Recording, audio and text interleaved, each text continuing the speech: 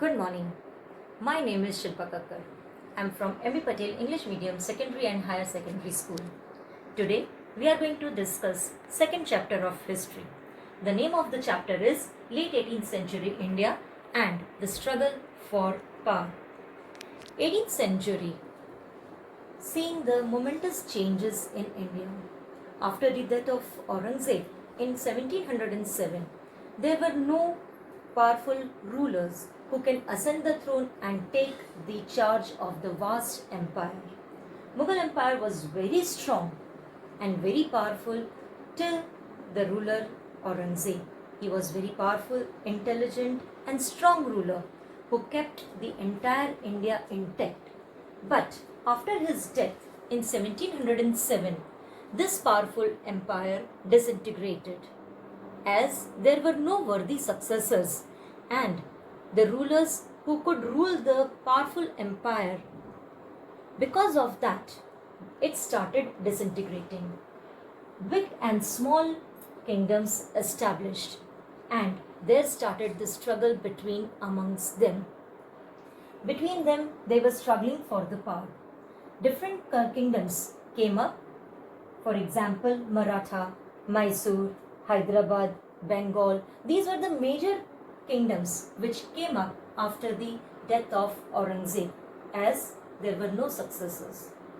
But they did not have unity, and due to that, again, there was a downfall, and we see that how the British has overcome this rule.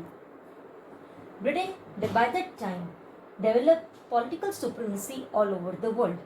And when we see that there was no unity amongst the Indian, they started expanding their kingdom. Aurangzeb had 3 sons who fought amongst themselves and tried to establish their rule over the vast Mughal empire. Later on, Bahadur Shah became the ruler and he started a cordial relationship with Rajputs, Sikhs, but he did not have good relations with Maratha. He did not have good relation with Ajit Singh and not even with Jai Singh of Ajmer. He had established a very good and cordial relation with Guru Gobind Singh, the Sikh Guru. But later on, after his death, his follower Banda Bahadur, he did not have good relation with Mughals, and due to that he had to struggle with him also. After the death of Bahadur Shah, Jahandar Shah took the rule. Here in this chapter, we will see how the vast Mughal empire disintegrated, and we will stop at every point. We will be ending with the establishment of the British East. Here in this chapter, we'll discuss about the different states which declared themselves independent after the death of Aurangzeb. We'll see how these kingdoms turned themselves independent and how they struggled against the British rule. When we take up Hyderabad and Karnataka, Hyderabad was established by Asaf Jahan in 1724. Asaf Jahan Nizamul Mulk. He was the founder of the state of Hyderabad. He declared himself independent from the Mughal rule and established his own kingdom in Hyderabad. With him, the state of Karnataka developed. Nawab Sadatullah Khan, he also declared himself independent from Mughal Empire and established Karnataka. But there was a constant struggle between Hyderabad and Karnataka. This struggle kept on going. They fought with each other, and that led to the downfall of both the empires. After this, none of the good rulers, the strong rulers, were there to face the British. And slowly and steadily, British took over these empires also. When we talk about Bengal, Murshid Ali Quli Khan was the person who established an independent kingdom of Bengal. He was strong, he was powerful, and after him, Sirajuddin took the charge of Bengal. Sirajuddin denied the permission to trade with Britain and France. He did not give the permission because he thought that if they will come to India, then there would be a problem. So he denied the French and British for the fortification at Calcutta. But later on, Sirajuddin gave him the permission. He allowed him, and after that he had to struggle with British only. British, without the permission, started extending their trading areas, and with that Sirajuddin was not at all happy.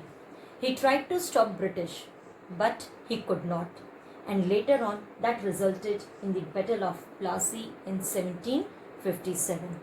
This was the first battle with British East India Company. British East India Company, with the conspiracy, fought this battle with Sirajuddin, and they have won this battle. During that time, Awadh also declared itself independent. Shadat Khan, who was very intelligent and powerful ruler, he took the charge, made changes in the revenue policies, and made his kingdom very powerful. After Shadat Khan, Safdar Jung developed Lucknow and Awadh. He developed both the states very nicely. But again, when Awadh helped the ruler of Bengal in the Battle of Buxar, both of them were defeated in the hands of Britain. British East India Company fought the Battle of Buxar, which is the second battle, in 1764, which led to the downfall of Bengal also. This story continues with Mysore, and later on in the Sikh Empire also. In Mysore, Tipu Sultan, he fought very bravely with British. His father was very powerful and strong commander-in-chief. He established new ways to fight a battle, and he had very good artilleries also. He took the help of French to fight against the British. But Tipu Sultan could not face the British very powerfully. He had fought many battles with the British, but later on British succeeded and took the charge of Mysore also. The Sikh power, again, they had to struggle with British. They killed the Sikh ruler and took the charge of Punjab, and this is how they have taken over the entire charge of India with one or the other battle. Under the different policies, the policy of annexation, under one or the other pretext, they have taken over the charge of Madhya Pradesh, Uttar Pradesh, Lucknow, and different areas, which led to the downfall of Indian Mughal Empire. Here we end with this chapter, and we'll discuss about its question answers. I'll give you the questions later on. Thank you.